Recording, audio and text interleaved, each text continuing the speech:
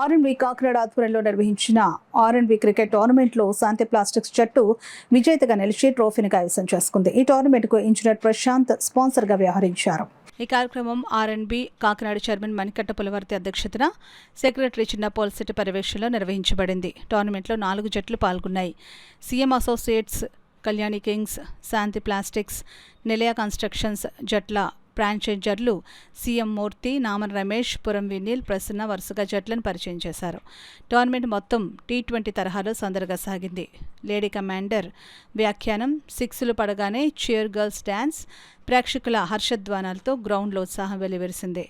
Final మ్యాచ్లో CM associates జట్టు 37 పరుగులు సాధించగా, శాంతి ప్లాస్టిక్స్ జట్టు లక్ష్యాన్ని 20 బంతులు మిగిలి ఉండగానే ఛేదించి విజేతగా నిలిచింది. విజయంతో గ్రౌండ్లో శాంతి ప్లాస్టిక్స్ జట్టు ఉత్సాహంగా సంబరాలు చేసుకుంది.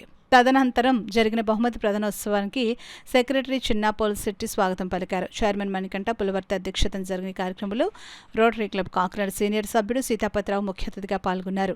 ఆయన విజేత జట్టు కెప్టెన్ అంకిత్కు విన్నర్స్ ట్రోఫీని, రన్నర్స్కు జట్టు కెప్టెన్ బాలర్ ప్రసాద్కు రన్నర్స్ ట్రోఫీని అందజేశారు.